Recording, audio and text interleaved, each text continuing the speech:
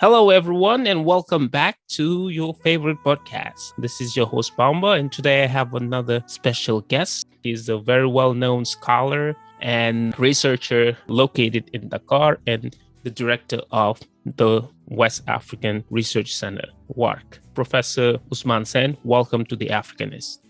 And thank you for having me. Yes. So today we will discuss the recent legislative election in Senegal. So on July 31st, Senegal held its legislative election, and the official results showed basically a split in the number of members of parliament between the presidential coalition Benno Bokk Yakkaar and the opposition led by the intercoalition YAW-Wàllu and Yewwi Askan Wi. How do you analyze these historical election results, and what should we learn from them? Well, this indeed is the first time when you have such a very tight distance between the rival parties or coalition. This is unheard of. This is the first time it takes place here, and people went as far as saying that there will be a cohabitation whereby the National Assembly would be split and the power of the president would certainly be reduced because of the power of the opposition. We are not there yet, but this is the first time. How should we read it? How should we understand it? Well, there are a number of things to consider.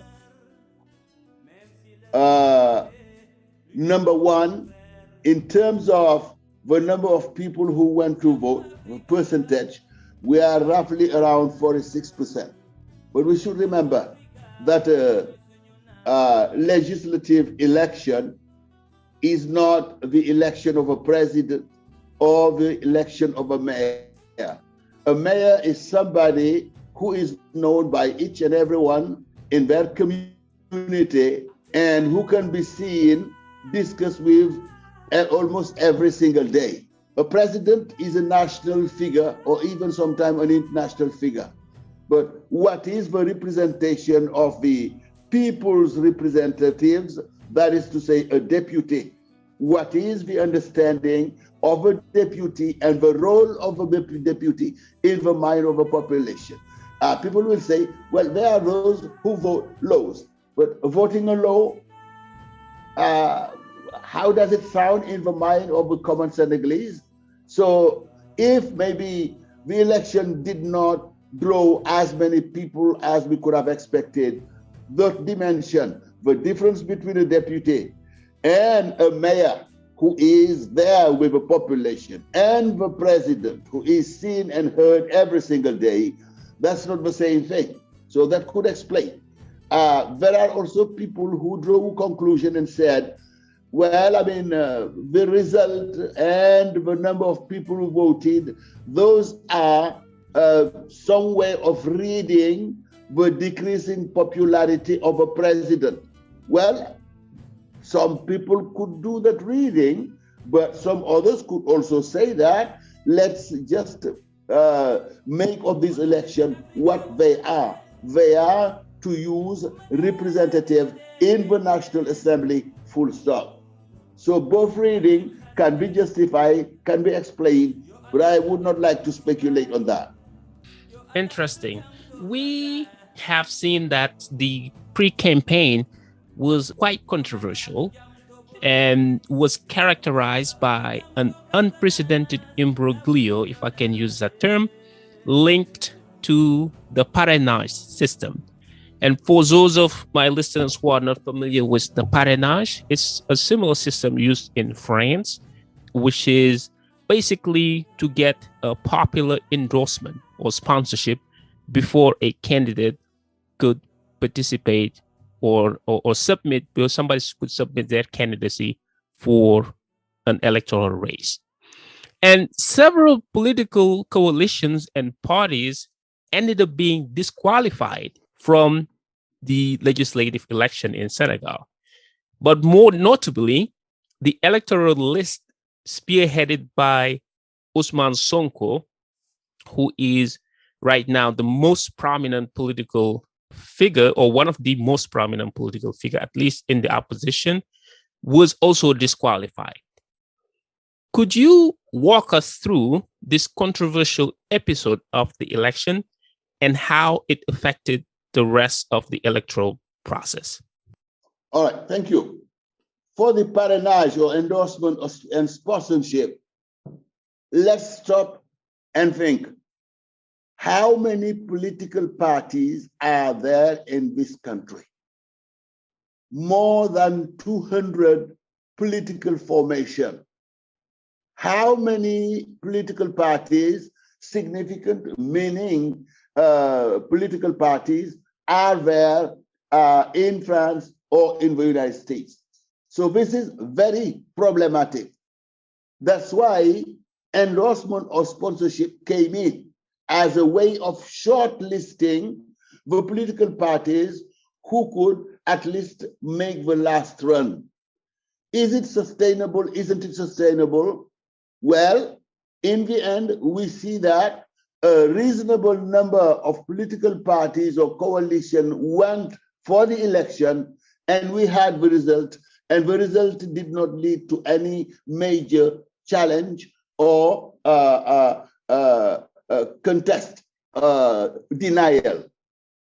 You also mentioned the fact that some political coalition were penalized. Well, in the end, everybody agreed to be penalized because they were wrong. Much as YAW-Wàllu, or Yewwi more likely, did not fulfill some of the condition of parity, one man followed by one woman followed by one man, etc., as much as they were disqualified for their list of replacement or replacers, in the same way, for the list of their primary and first candidates, for the same way, the party in power or the coalition in power was also disqualified for their list of replacement. The two of them were penalized. They howled, they hollered, they did everything. But in the end, they accepted to run, and they ran, and they are the two who are at the top of the results. So I think somewhere also, I suspect that when it comes to politics in this country, whatever measure is made or whatever measure is taken, if it is not to the liking of the opposition, immediately, hula baloo, the whole thing is rigged. And I say, the whole thing is never rigged when you win, but the whole thing is rigged whenever you lose. So in politics in Senegal, our politicians are very bad losers. This is one block, one constraint to the smoothness and to the perfection of our political system. Whenever you lose, immediately you say, the judges are corrupt, the electoral list, the fichier electoral is not reliable, the list of voters in fichier electoral is not reliable. That's not true. International and national specialists all said that the list of voters we have in Senegal cannot be rigged. So somewhere I have a problem with political leaders and politicians in Senegal. Whenever the results are not to their favor, well, it means it was corrupt, it was rigged. When will we have to agree that the best democracy is the democracy where people are willing to gracefully concede, accept your defeat, and don't brag too much about your victory? It's essential. You never hear complaints when elections are organized in a country like Cape Verde. Losers accept to lose and concede. Winners accept to be the winner in all humility and accept to shake the hand of their opponent. You see, when the human dimension get into democracy, and that human dimension does not accept to play by the rule, this is what happened. You remember the episode of a president somewhere in the world calling the governor of Georgia and asking for a number of votes to be taken from wherever and assigned to him so that he can win. You fully remember that. And it is in one of the biggest democracies. And yet we saw that because the president was not willing to play by the rules, well, the democracy was seriously challenged. And it is in one of the biggest democracy ever in the world. So that is a human dimension on which our politicians should work. There are rules, we abide by the rules. There are rules, they are applied by the government and by administrators, and when the results are out, everybody accept that these are the results. You may challenge if you have a bone of contention, just like what we're seeing now in a country called Kenya, but you can do it in peace and relying and depending and trusting your institution. Any democracy where institutions are not respected, are not trusted, is a very shaky democracy. Unfortunately, that's a black spot on the Senegalese democracy, because on the legislative election and local election, Senegalese people were true Democrats. They went, voted, took their cars or footed back home, got their lunch and drank their attaya, and in the evening, reporters, radio station, and TV started giving the results, but nobody made any noise anywhere on this country. And this is a good thing. We'll get there, but still, you know, political leaders should play by the rules.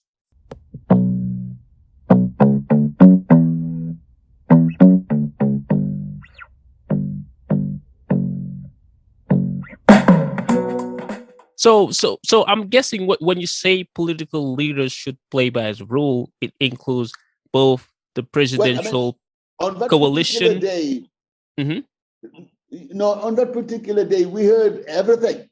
Go secure. You should be ready to go out in the street to secure our vote. What does it mean? Some people started spreading fake news, showing a bus and say, look at this bus. It's full of people, and these people are armed, and they have guns, and they are heading to Ziguinchor. That never happened. It was fake news. What they said about Bofuta also was fake news. I mean, if you start spreading such kind of very negative information, whereas nothing is true, well, you mar your own democracy. Yeah, I mean, some of the stuff, yes, there were a lot of fake news, but there were also stuff that was said with evidence. And we'll come to that when we talk about the electoral fraud or alleged electoral frauds in northern Senegal, especially Fouta. So, but what I wanted to ask was, if leaders should play by the rules, and I fully agree with that, why do we see that, for instance, during the parrainage episode, Benno Bokk Yakkaar submitted, instead of the required number, they submitted one more parrain than the required number. And in the eyes or by the electoral law, that should have disqualified their lists too, the list of the primary candidate. But we saw that the Constitutional Court did not disqualify them. And there was also evidence of them not respecting the parité.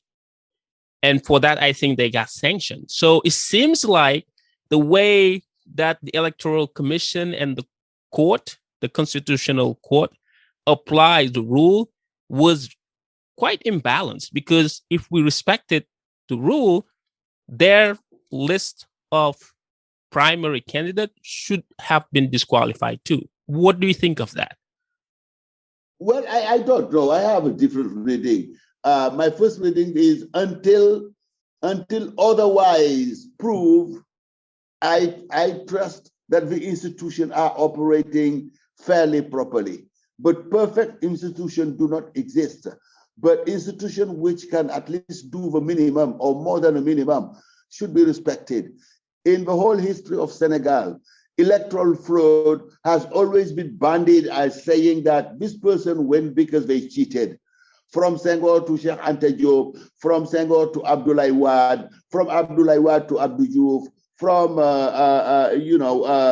Abdoulaye Wade to Macky Sall. It has been there all over.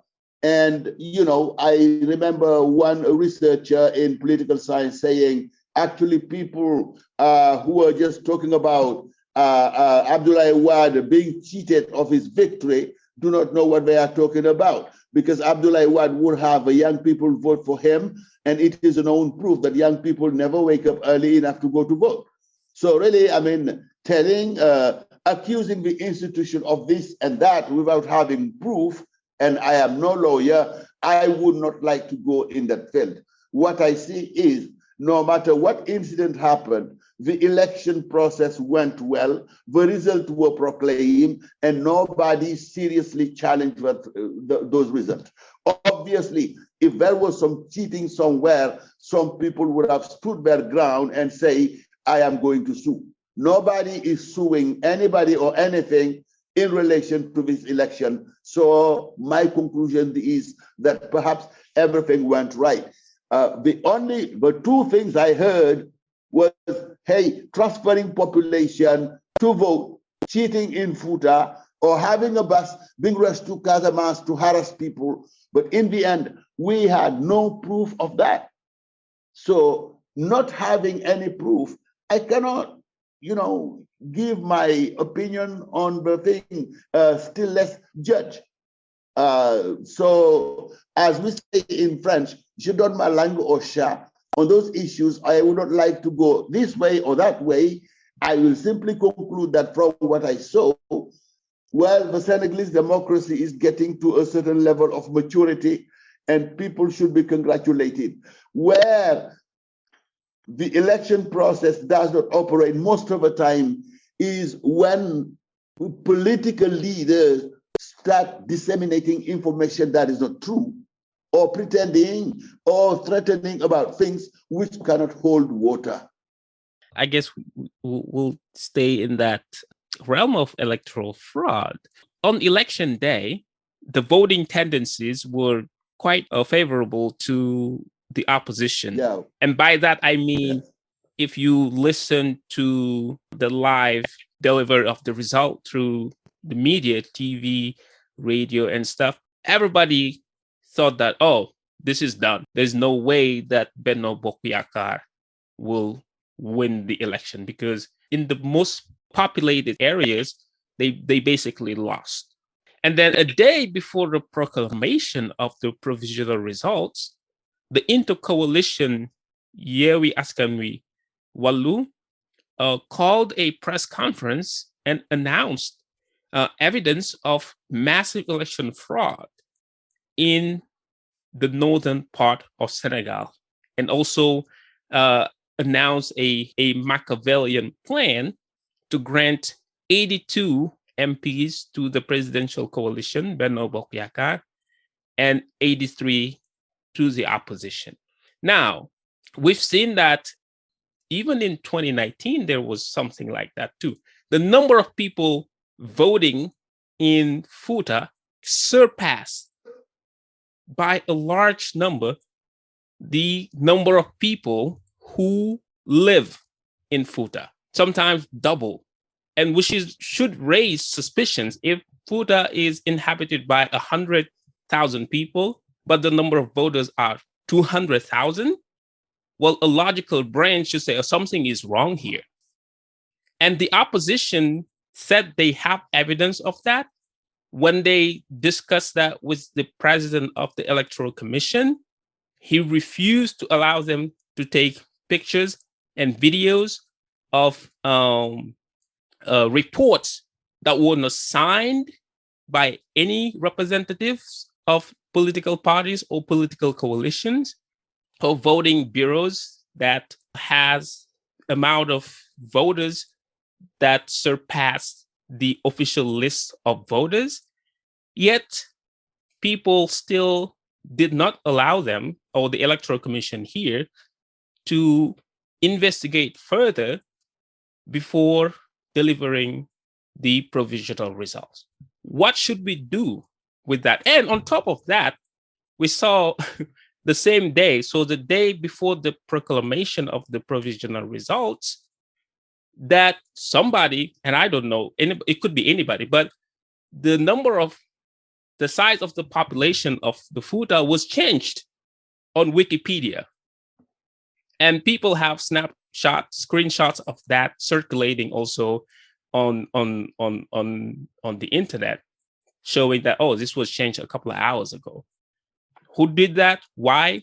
Maybe it's not important, but what should we do about these when they say they have evidence of electoral fraud?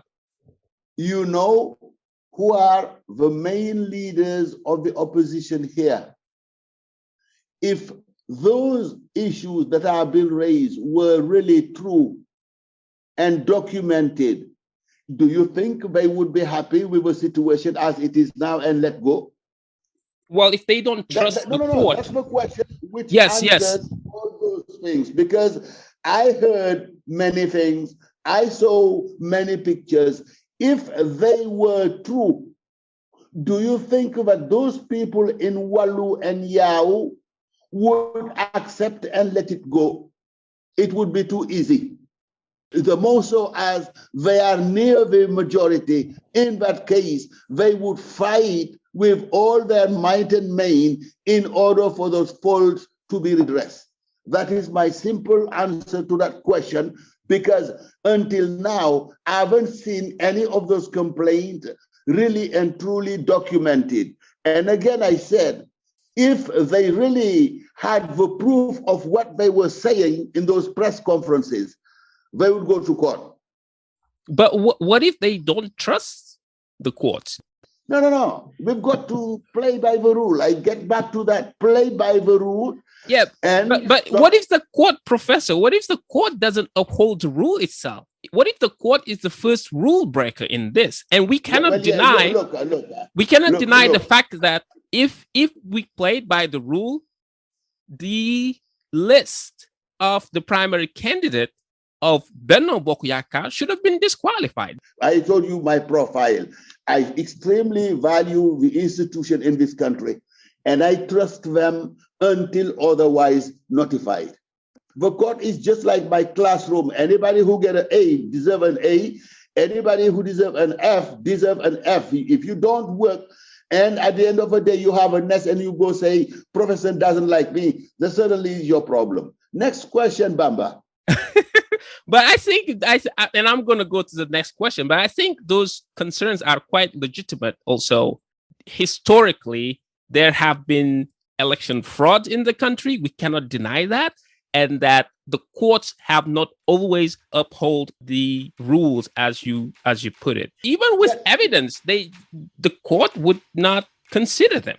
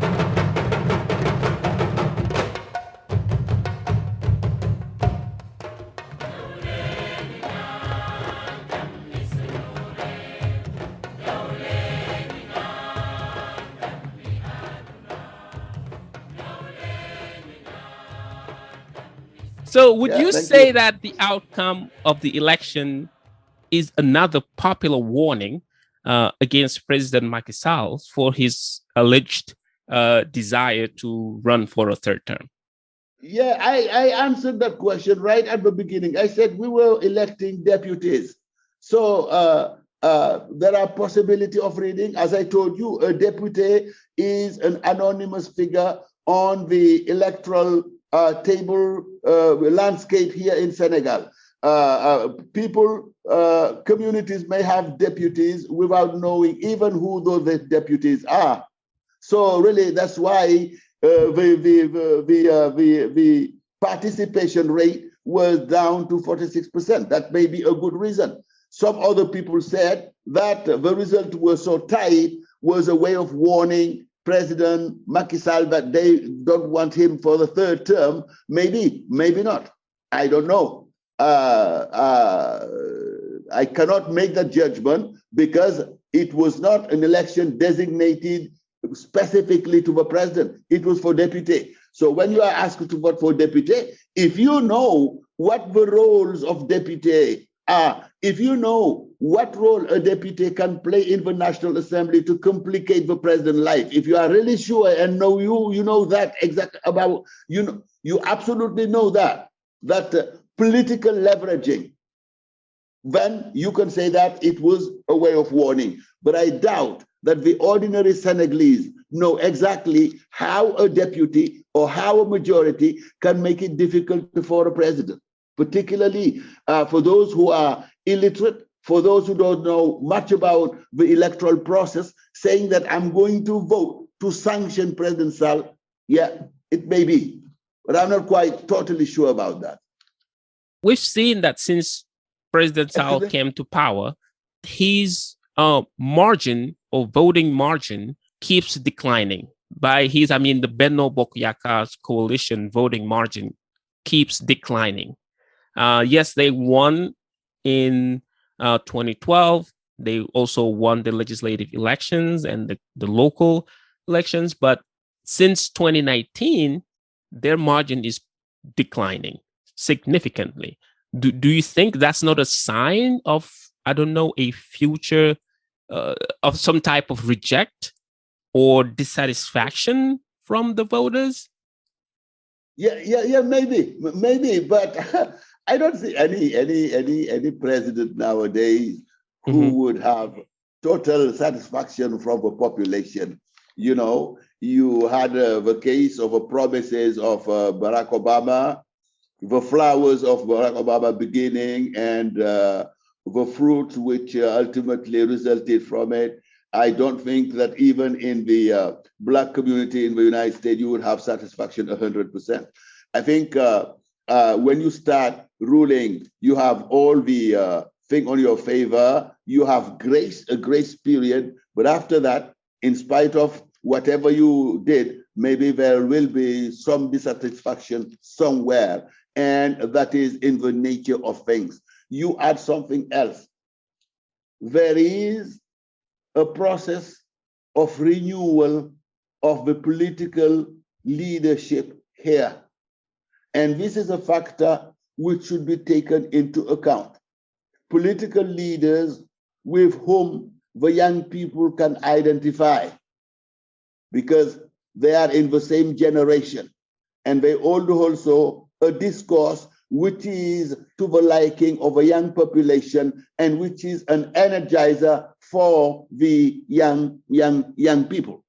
Mm-hmm. Because the young people will tend to see those in power as those who are there but cannot solve their problem. I want an employment, I want this and want this. You've been around for 10 years or over 10 years and you've been unable to find a definitive solution to that. Well, the eyes of the youngs are going to look up to those who are right there saying, get them out because we're going to solve the problem. And especially when you say, get them out, we are going to solve a problem. And you are a young leader and your discourse sounds like the discourse of young people, you are likely to garner a lot of votes coming from the people who are in power. Yes, their majority has been declining. Absolutely. The result show that the opposition aid in much of the power they have. And, it's a sign. It's a sign that maybe there will be gradual change of the political staff, that more and more younger people are emerging and their voices are being heard as being the resonance of the problem the young people are being challenged with. All I can say, I hope those young people with their energy and determination will be able to deliver for the young population of this Senegal, who have been clamoring for more justice, who've been clamoring for better pays, or who've been clamoring for jobs. And if the energy of these young leaders will be enough to solve those problems or to go towards solving those problems, I will be clapping my hands, because this is Senegal and we all love this country.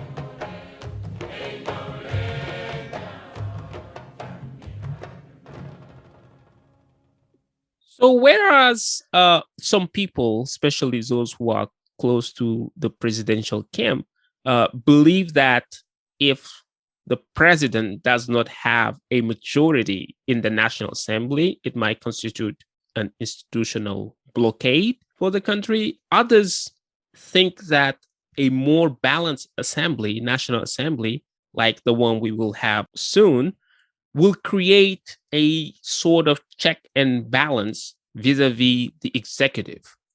What do you think? Well, I mean, yeah, the virtue of democracy is to promote checks and balance. If a majority is too much of a majority, that's not good. If a minority is almost inexistent, it is not good.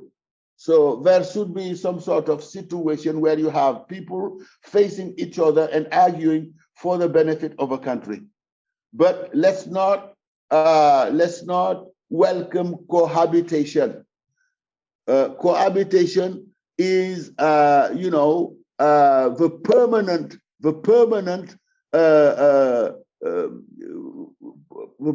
issue which mars the political life in a country like Italy. Even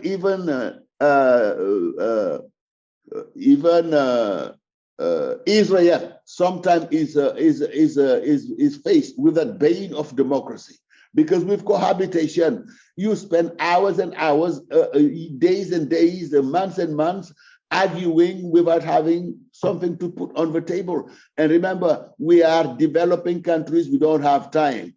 Much as I wish to have more balance, whereby a majority would not be too much of a heavy weight and a minority too much of a featherweight, I would not like that, because it is imbalance, and it has always been imbalance in this country.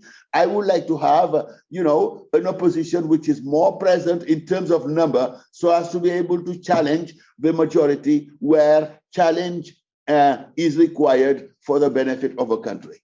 So this is it. So one more step towards improvement for Senegalese democracy. This is the first time in our life, but we have so many deputies in the opposition to the point of challenging the majority, but not to the point of forcing a cohabitation. A cohabitation would be a bane for us, but balanced majority and balanced minority, yes, I absolutely approve that. And I would like to congratulate the Senegalese people for doing that.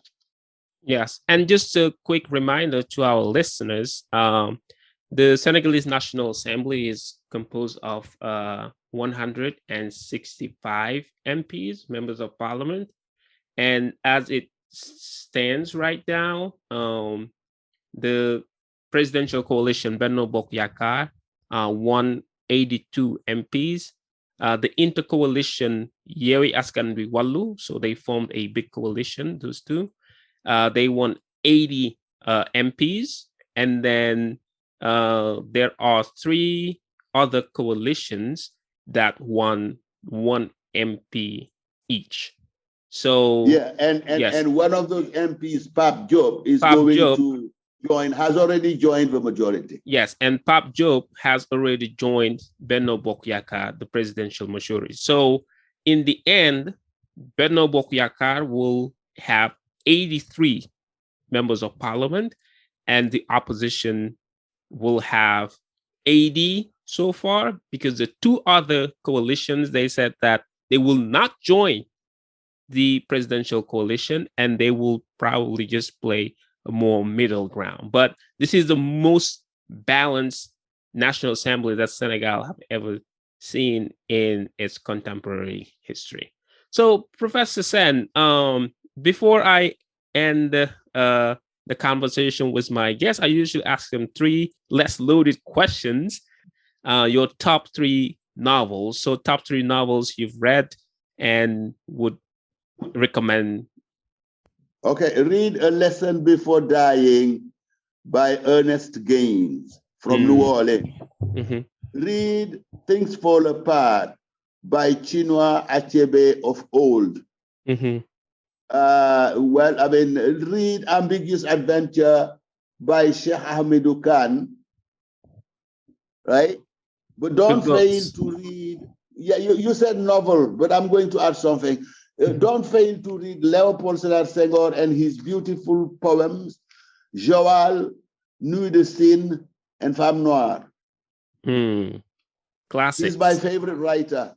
Classics. This is all African African classics. Yeah. And then top 3 dishes. Top 3 dishes. It used to be Chebujen, but Chebujen will come third. Chebujen will be third. Okay. But Mafe Salum is first. Oh, you call it Bahalu Salum or Mafe Salum? Is it one? No, I said Mafe Salum. Which one is that? Yeah, Mafe Salum, you do it with a lot of lemon. Mafe you have in Dakar, you don't put in lemon, but Mafe Salum, you put in lemon, and instead of meat, you have fish, was. And then tere, couscous, but seren couscous. in contrast to what? To which other couscous? No, because tere wolof, you prepare it in one single day. Whereas couscous tere, you prepare it a day, overnight, and the next day. Comme ça,